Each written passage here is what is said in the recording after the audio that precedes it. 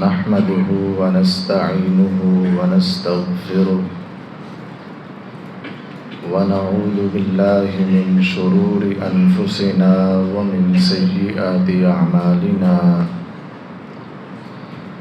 من يهده الله فلا مضل له ومن يضلل فلا هادي له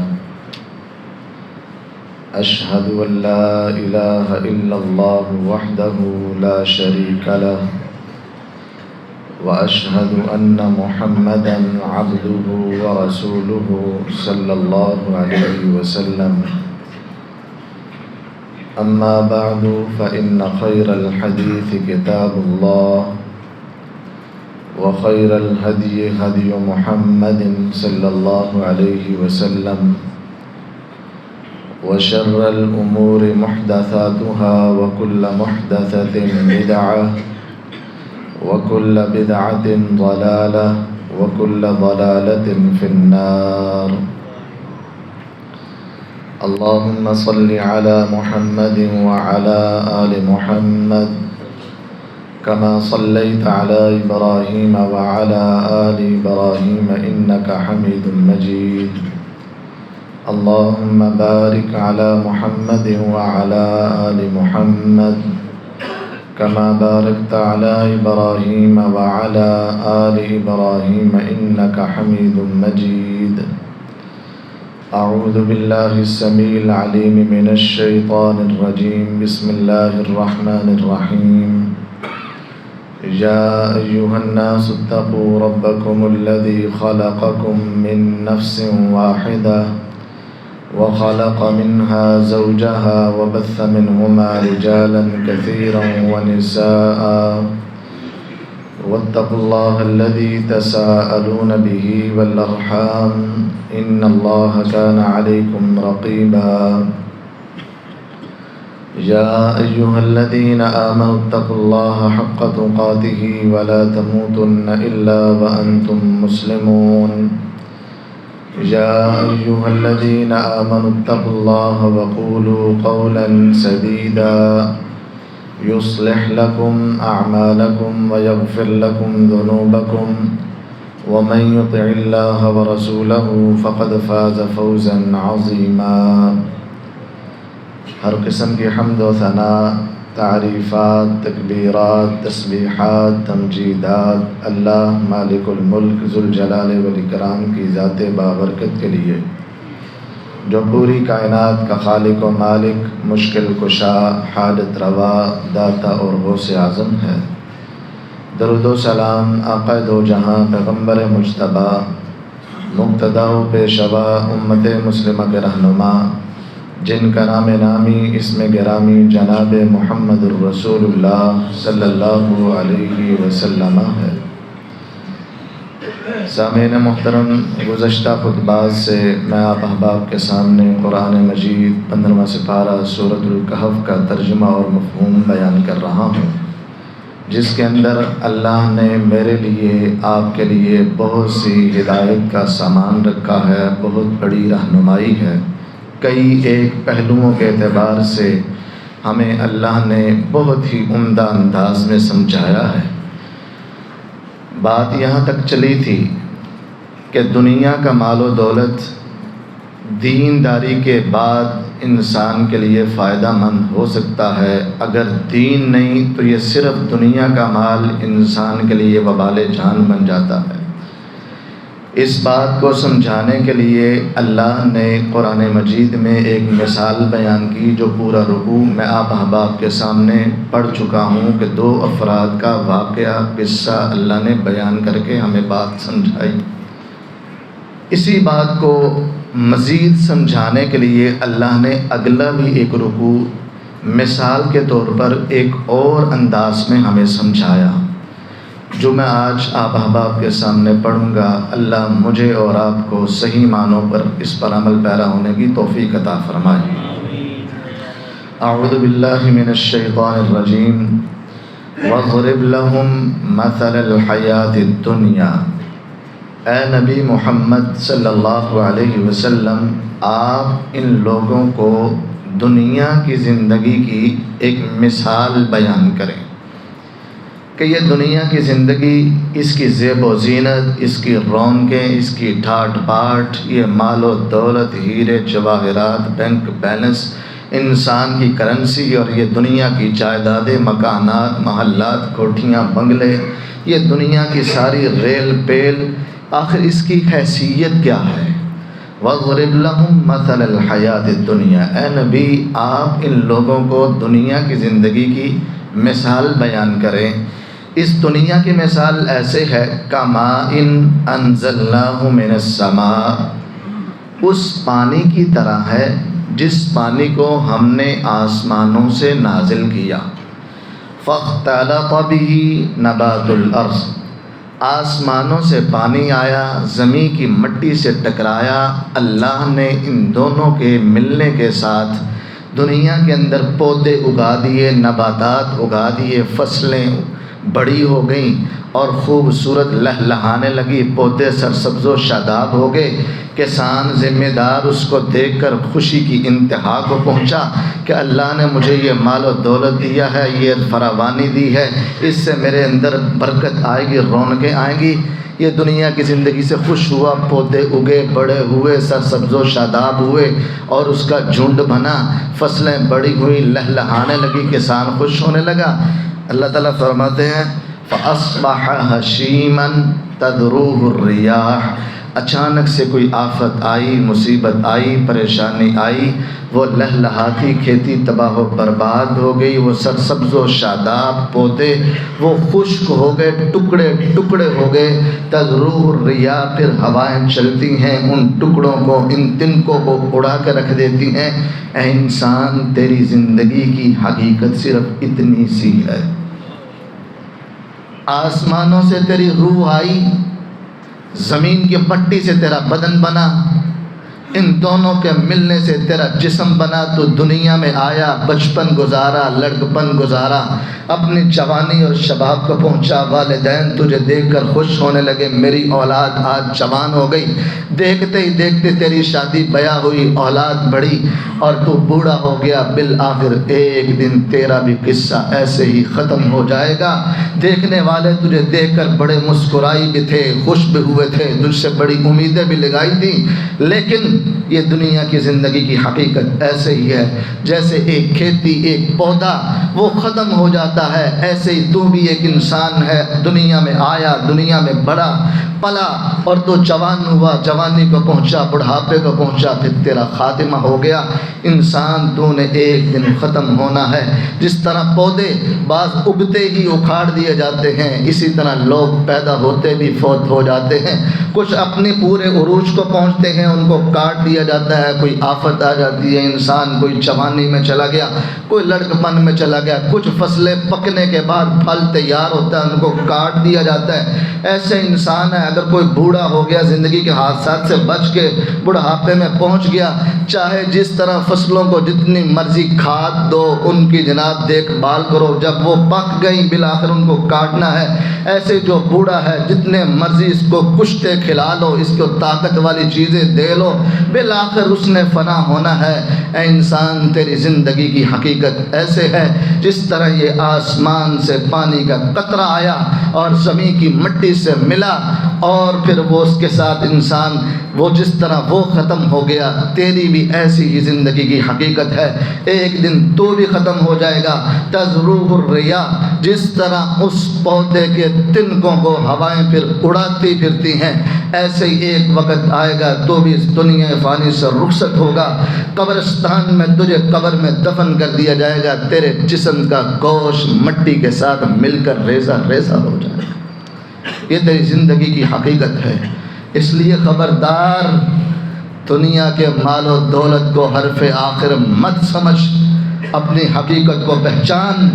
تو دار الامتحان میں آیا ہے، ابھی تو نے دار البقاء میں جانا ہے۔ اللہ نے فرمایا اے نبی محمد صلی اللہ علیہ وسلم، آپ ان لوگوں کو یہ مثال بیان کر کے بات سمجھا دیں کہ انسان تیری زندگی کی حقیقت یہ ہے، اس کو پہچان۔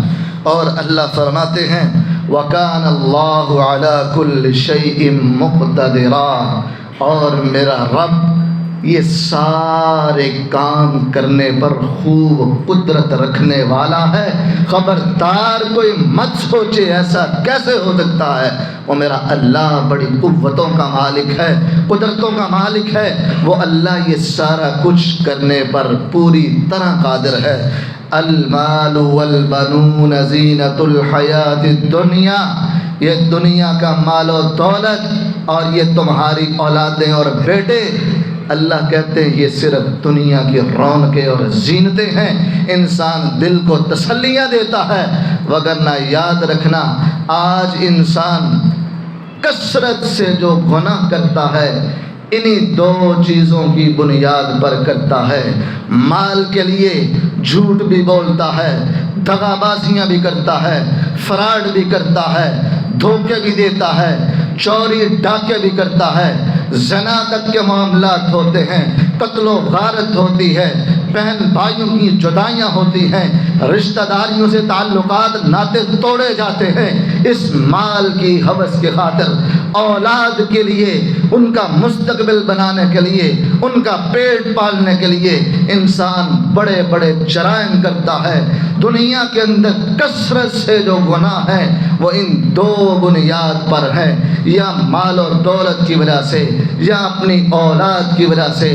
اللہ کہتے ہیں ان کی حقیقت بھی سن لو، المال والبنون زینت الحیات الدنیا، یہ مال اور انسان کی اولاد دنیا کی صرف زیب و زینت ہے، خبردار اس کے پیچھے لگ کے اپنی آخرت کو برباد نہ کر لینا، دار البقاء کو آپ کہیں بھول نہ جانا، ان دو چیزوں کے پیچھے لگ کے اپنی آخرت کا سودا نہ کر لینا۔ ہاں تمہارے کام کیا آئے گا، تمہارے لیے اصل چیز کیا ہے؟ اللہ فرماتے ہیں والباقیات الصالحات، نیک عمل جو باقی رہنے والے ہیں، خیر عند ربک ثوابا، وہ تیرے رب کے ہاں ثواب کے اعتبار سے بڑے بہتر ہیں، وخیر عملا، اور امید کے اعتبار سے یہ بہترین چیز ہے۔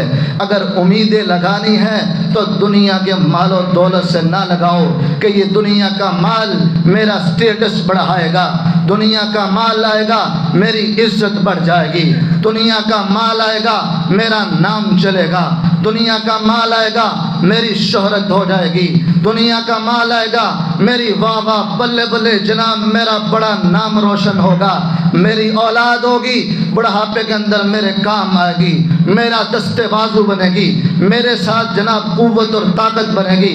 ہاں یہ ممکن ہے ایسا ہو بھی جائے، ممکن ہے ایسا نہ بھی ہو، تیری اولاد اور تیرا مال دنیا میں بھی تیرے کام نہ آئے۔ اگر کام آنے والی چیز ہے والباقیات الصالحات، اللہ کا فرمان ہے نیک اعمال جو باقی رہنے والے ہیں یہ دنیا اور آخرت میں تیرے لیے انجام کے اعتبار سے بڑا بہتر ہے۔ حضرت عثمان غنی رضی اللہ تعالی عنہ سے پوچھا گیا تھا والباقیات الصالحات، نیک اعمال جو باقی رہنے والے ان سے کون سے اعمال مراد ہیں؟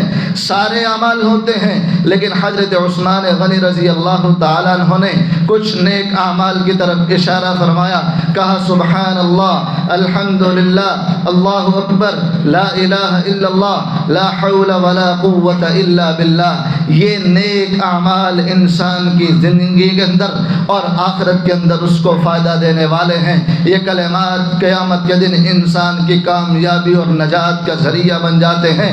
نیک اعمال کیجئے گا جو انسان کی زندگی میں باقی رہنے والے اور اللہ سے ہاں اجر و ثواب کی امید کے اعتبار سے بہترین ہے۔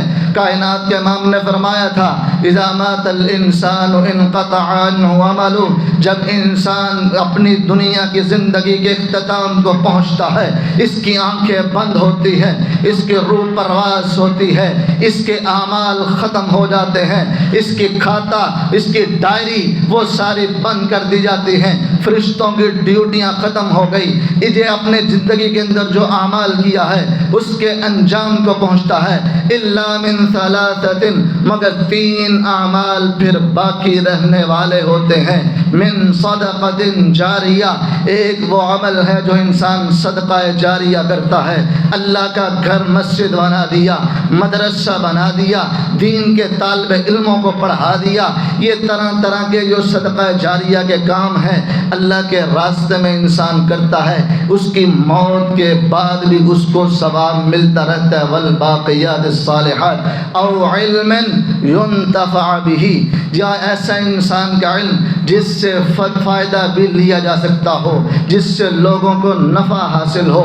علماء جو اپنی تحاریر کے ساتھ، اپنی تقریر کے ساتھ، اپنے واعظ کے ساتھ، اپنے تبلیغ کے ساتھ امت کو دین اسلام کا سبق دیتے ہیں، اس کے فوت ہونے کے بعد اگر کسی کو فائدہ پہنچتا ہے تو اس عالم دین کو، اس فوت ہونے والے کو اللہ کی طرف سے اجر و ثواب ملتا رہتا ہے۔ عوام الناس اس میں شامل ہو سکتی ہے۔ ہاں، آپ عوام الناس کیسے شامل ہو سکتے ہیں؟ آپ علماء خود تو نہیں بن سکے، علماء پہ خرچ کریں، دین کے طالب علموں کے لیے ان کے وظائف مقرر کریں، دین کے طالب علموں کے لیے کتب لے کر دیں، علماء کو کتابیں لے کر دیں، ان کی تصنیف کے لیے انتظام کریں اور ان کے دین کے کاموں میں ان کے ساتھ تعاون کریں۔ جب تک وہ کام کرتے رہیں گے اللہ پھر آپ کو بھی صلہ دیتا رہے گا۔ مدارس کے اندر خرچ کریں، دین کے طلباء پہ خرچ کریں، او علم ينتفع به کے اندر آپ بھی شامل ہوں گے کہ آپ کی وفات پانے کے بعد آپ کو اس کا اجر و ثواب ملتا رہے گا۔ او من ولد صالح يدعو له، جب انسان فوت ہوتا ہے اس کے اعمال جو باقی رہتے ہیں ان میں سے تیسرا جو عمل ہے وہ انسان کی نیک اولاد ہے جو اس کے لیے دعا کرتی ہے۔ میرے نبی نے فرمایا ہے جب انسان جنت میں چلا جائے گا اس کی اولاد پیچھے سے دعائیں کر رہی ہوں گی، اللہ اس کا درجہ پھر بڑھائیں گے، وہ رب سے پوچھے گا یا رب میں تو دنیا سے آ گیا، جو نیک اعمال کیے تھے تو نے میری سوچ سے زیادہ اچھا مجھے انعام دیا، یہ نعمتیں دی، تو نے مجھے پڑھا دیا، اللہ نہ نمازیں پڑھی، نہ میں روزے رکھ رہا، نہ نیک عمل کر رہا، میرا درجہ کیسے بلند ہو گیا؟ اللہ کہتے ہیں تیری اولاد نے آج تیرے حق میں دعائے خیر کی ہے، اس لیے رب ذوالجلال نے تیری اولاد کی وجہ سے تیرے درجے کو بلند کر دیا ہے۔ لیکن کون کرے گا دعائیں؟ جس اولاد کو آپ نے دعائیں سکھائی ہوں گی، جس کو رب رحمہما کما ربیانی صغیرا، آپ دنیا کے اندر اپنی زندگی میں اپنی اولاد کو سکھا کے گئے ہوں گے، اگر تو نے اس سے منہ موڑ کے دنیا کی تعلیم پہ ٹوینکل ٹوینکل لٹل سٹار پڑھاتا رہا اور دنیا کے نظام اور علوم اور فنون سکھاتا رہا، آخرت کے اندر توجہ نہ دی، پھر تیرے لیے کہے گا کون تیرے لیے دعا کرے گا؟ تم مر جائے گا، تیری آنکھیں مٹ جائیں گی، تیرا بنگلہ دنیا میں رہ جائے گا، تیری جائیداد پہ لوگ قبضہ کریں گے، تیرے وارث تیرا مال کھا جائیں گے، لیکن تیری قبر پہ کھڑا ہو کر کلمہ استغفار کرنے والا کوئی نہ ہوگا، اور تو اور تیری اولاد کو 4 جملے نہ کہنے آتے ہوں گے۔ اس سے بڑھ کر تیرے ساتھ اور ظلم اور ناانصافی کی بات کیا ہو سکتی ہے؟ اے انسان، اگر چاہتا ہے میری آخرت سنور جائے، میری دنیا سنور جائے، آجا، رب ذوالجلال نے کہا ہے والباقیات الصالحات، نیک باقی رہنے والے اعمال کی طرف توجہ دے، اور میرے نبی نے فرمایا ہے باقی رہنے والے اعمال میں سے ایک کام یہ ہے کہ تیری نیک اولاد ہو، تیرے لیے دعائیں کرے، رب ذوالجلال جنت کے اندر بھی تیرے درجات کو بلند کرتا رہے گا۔ اللہ فرماتے ہیں وَيَوْمَ نُسَيِّرُ الْجِبَالَ وَتَرَى الْأَرْضَ بَارِزَةً، اے انسان صرف تیرا ہی خاتمہ نہیں ہونا، یہ ساری دنیا، اس کے رونقیں، یہ ساری زیب و زینت، یہ سارے معاملات اللہ نے سب کچھ فنا کر کے رکھ دینا ہے۔ اللہ کہتے ہیں وَيَوْمَ نُسَيِّرُ الْجِبَالَ، جس دن ہم یہ مضبوط اور ٹھوس پہاڑوں کو چلا دیں گے۔ آج دنیا کے اندر پہاڑ بڑی مضبوط چیز نظر آتی ہے جس کا 10% حصہ ہمیں زمین کے اوپر نظر آ رہا ہوتا ہے، بقیہ زمین کے اندر گاڑے ہوتے ہیں۔ زمین کے ٹھہراؤ کے لیے، زمین کو ثبوت رکھنے کے لیے اللہ رب العالمین کہتے ہیں قیامت کے دن ہم ان پہاڑوں کو ریزہ ریزہ کر دیں گے، یہ فضاؤں میں اڑا دیے جائیں گے، بکھیر دیے جائیں گے، کچھ پہاڑوں کو چلا دیا جائے گا۔ وَيَوْمَ نُسَيِّرُ الْجِبَالَ، قیامت کے دن ہم ان پہاڑوں کو چلائیں گے۔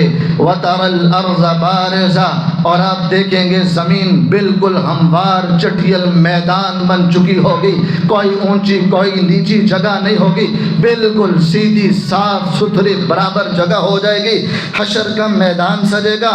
وَتَرَى الْأَرْضَ بَارِزَةً وَحَشَرْنَاهُمْ، ہم ان تمام لوگوں کو جمع کریں گے۔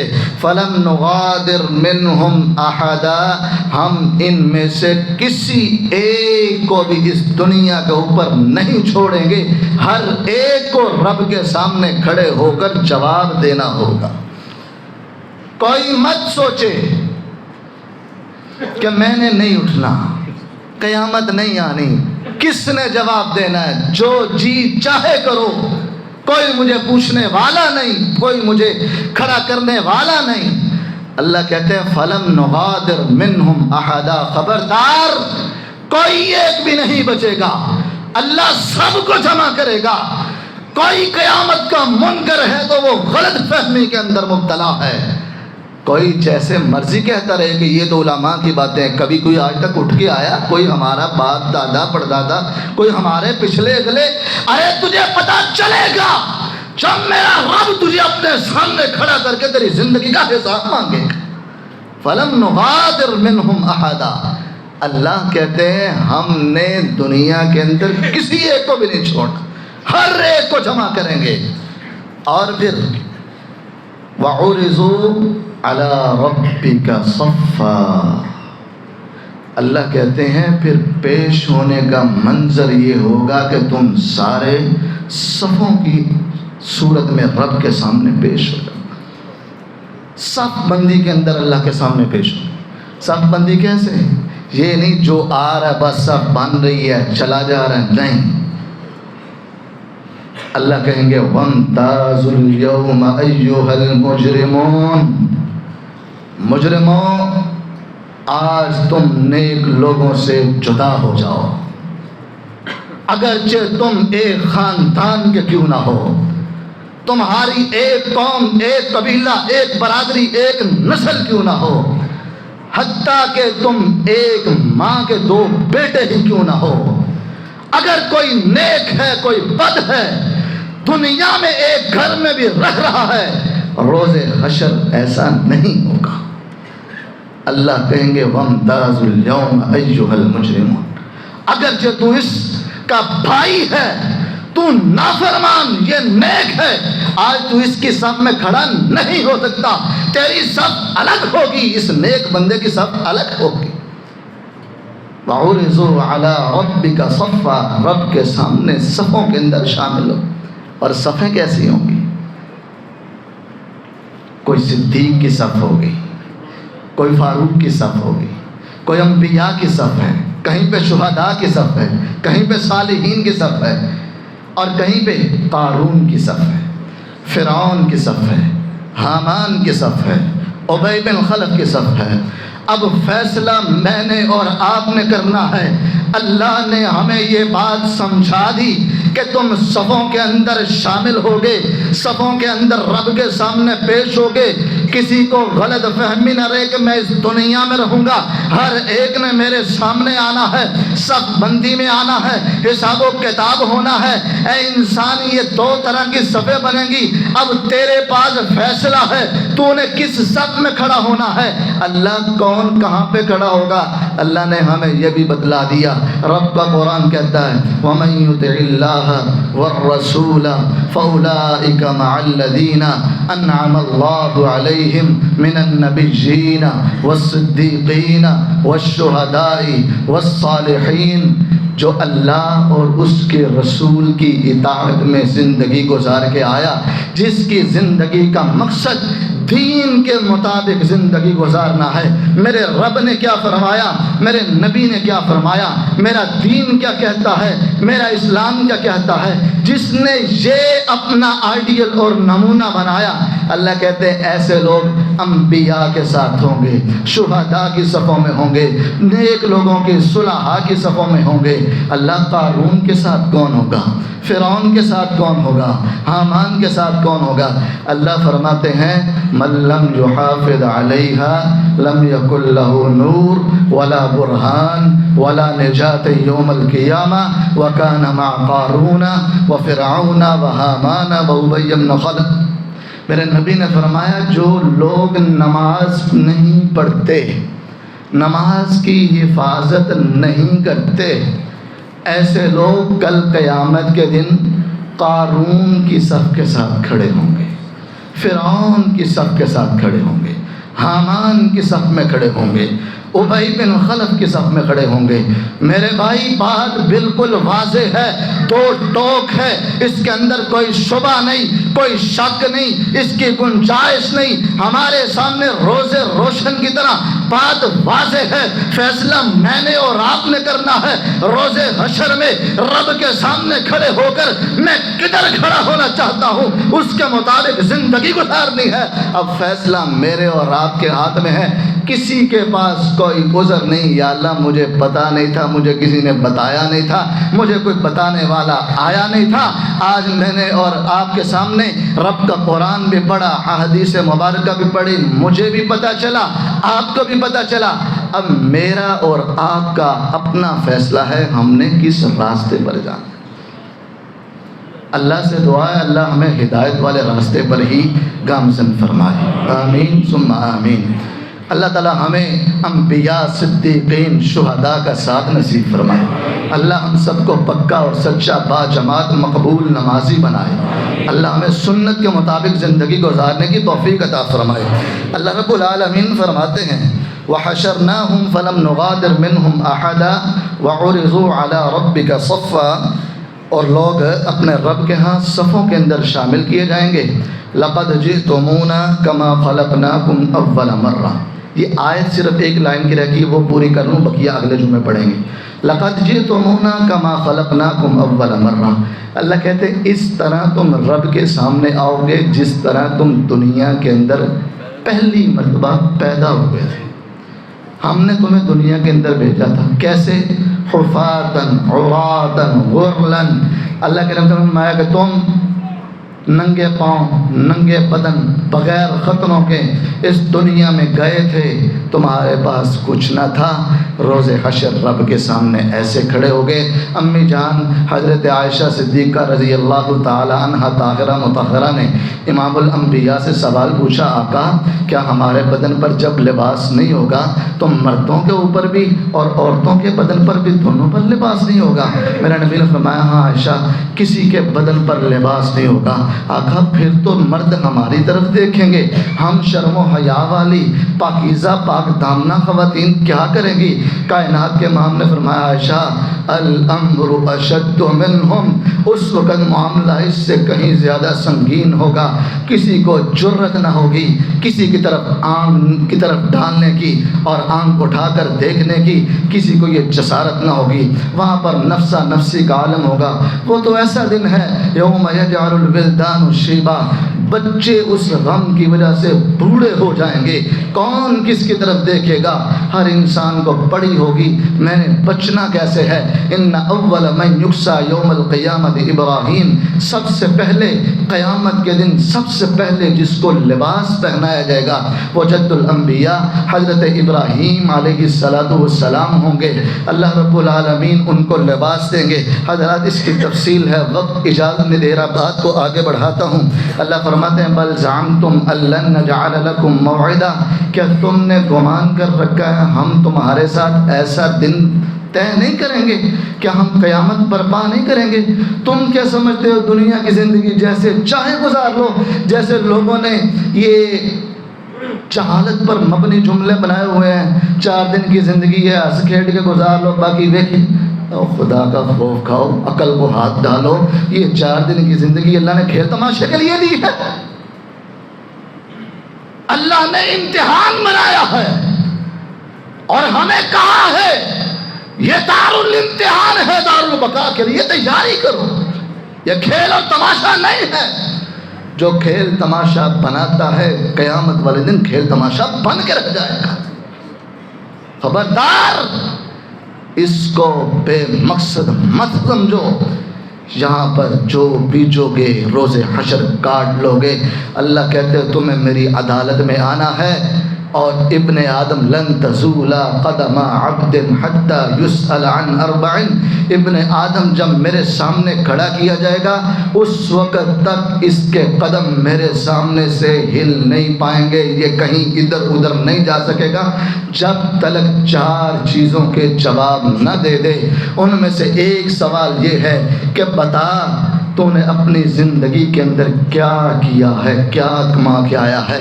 زندگی کا حساب دینا ہے، یہ ہنس کھیل کے گزار لو، یہ خالہ جی کا گھر نہیں ہے جو مرضی کر لو۔ یہاں پر ایک ایک بات نوٹ کی جا رہی ہے، ہمارے فرشتے لکھ رہے ہیں، اور یہاں پر حساب و کتاب ہونا ہے۔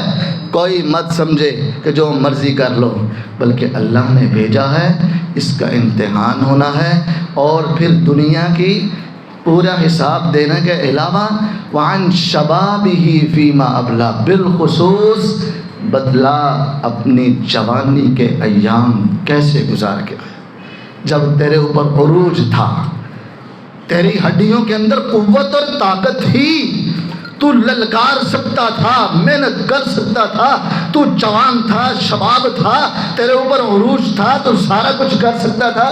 بتا تیری جوانی سینمے میں، تھیٹر میں، گلیوں بازاروں میں، عشق معشوقی میں، غلط کاموں میں، غلط رابطوں میں، تو سینمے میں، کلب میں کہاں پہ گزار کے آیا؟ کھیل کے میدانوں میں اپنی جوانی گال کے آ گئے، یا رب کے گھر میں عبادت کی ہے، رکوع سجود کی ہے، قرآن کی تلاوت کی ہے، اللہ کو منایا؟ بتا تیری جوانی کہاں پر گزری ہے، اور بتا جو تو نے سنا ہے، جو تجھے علم تھا، اس پر عمل کیا کیا ہے۔ یہ زندگی کا حساب دینا ہے۔ حضرات بات اگلے جمعے یہاں سے آگے بڑھائی جائے گی۔ اللہ ہم سب کو، جس نے سنایا، جس نے سنا، سب کو عمل کی توفیق عطا فرمائے۔ آخر دعوانا ان الحمدللہ رب العالمین۔